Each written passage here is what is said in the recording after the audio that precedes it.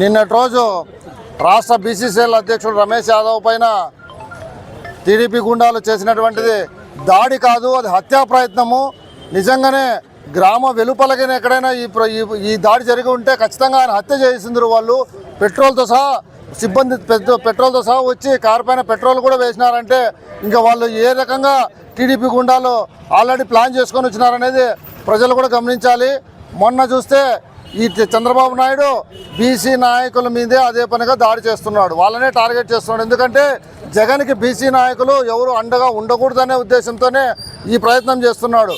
మొన్న కృష్ణా జిల్లా ZP chairperson Uppala Harika మీద ఈరోజు ఎమ్మెల్సీ అయినటువంటి రమేష్ యాదవ్ గారి పైన బీసీ నాయకుడు బీసీసీఎల్ రాష్ట్ర అధ్యక్షుడి పైన, అంటే బీసీ నాయకులు ఎవరే కానీ జగన్కి అండగా ఉండకూడదనా మీ ఉద్దేశం?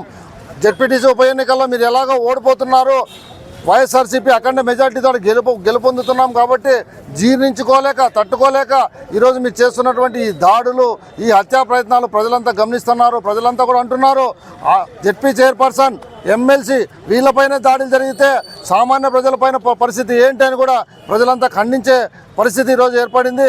మరి ఈరోజు ప్యాకేజ్ స్టార్ లాగా నువ్వు ఎక్కడ దాక్కున్నావో పవన్ కళ్యాణ్, మరి ఇన్ని దాడులు జరుగుతున్నా బీసీలకి నేను అండగా నిలబడతానని చెప్పిన నువ్వు ఈరోజు నువ్వు ఎక్కడ దాక్కున్నావో మరి నీకే తెలియాలి.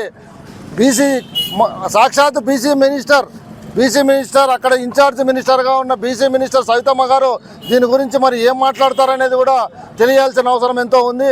దీనికి ఇంకా ఎన్ని కథలు అల్లుతారనేది కూడా మేము తెలుసుకోవాల్సిన అవసరం కూడా ఎంతో ఉంది. కానీ ఒకటి గమనిస్తున్నారు ప్రజలు, ఖచ్చితంగా మీకు త్వరలో బుద్ధి చెప్తారని తెలియజేస్తున్నారు.